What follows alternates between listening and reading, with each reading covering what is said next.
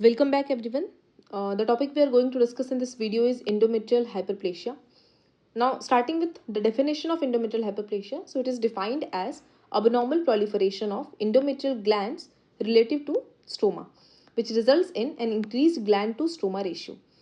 Now this endometrial hyperplasia is clinically significant because it acts as a precursor for the development of endometrioid type of endometrial cancer. Now coming to clinical features, the females with endometrial hyperplasia usually present with complaint of menstrual abnormalities like menorrhagia, that is heavy menstrual bleeding, metrorrhagia, that is irregular menstrual bleeding, and they can also complain of post-menopausal bleeding. Now discussing about etiopathogenesis of endometrial hyperplasia. So there are basically two main etiologies. One is prolonged estrogenic stimulation of endometrium, which is most common etiology. So what happens in case of menopause or obesity, polycystic ovarian syndromes, estrogen replacement therapy, or functional granulosa cell tumors and ovarian cortical hyperplasia. All these conditions basically results in an increased estrogen inside a female body. Now this increased estrogen will stimulate the endometrium, leading to endometrial hyperplasias. So this is one etiology. Apart from this, there is a genetic etiology also linked to endometrial hyperplasia. So what happens in genetic etiology is there is a gene called as P10 tumor suppressor gene. Now this P10 tumor suppressor gene encodes for lipid phosphatase called as P10 lipid phosphatase. This P10 lipid phosphatase is basically acts as a negative regulator of PI3 AKT pathway.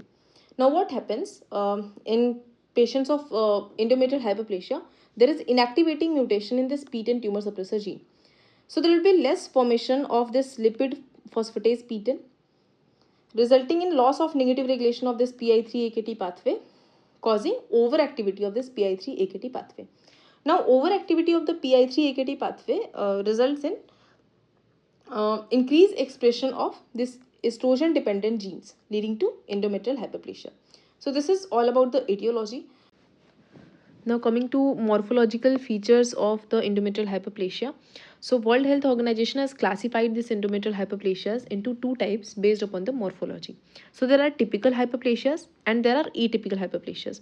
So what happens in typical hyperplasias is there is increased number of glands, and the stroma will be compact. At some places there will be focal glandular crowding, and these glands will vary in their shapes and sizes, and some of the glands will show cystic dilatation. As you can see in this diagram, some of the glands are showing cystic dilatation and there is focal glandular crowding, and the shape and size of gland is of varying nature.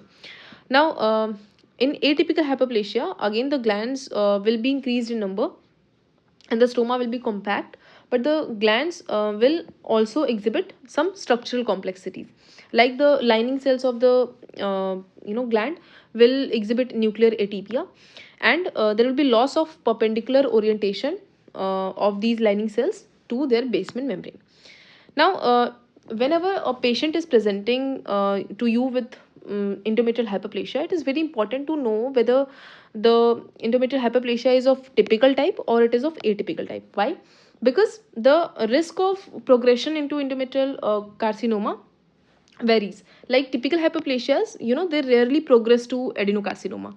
So if the cases of typical hyperplasia, you can manage it with medical management, but in case of atypical hyperplasia, there is a significant risk of progression to adenocarcinoma. For around 50% of the patients with atypical endometrial hyperplasia, they do develop endometrial cancer later on their life. So the management of atypical endometrial hyperplasias are more aggressive and they are usually managed with hysterectomy. So this is all about endometrial hyperplasia. Thank you for watching.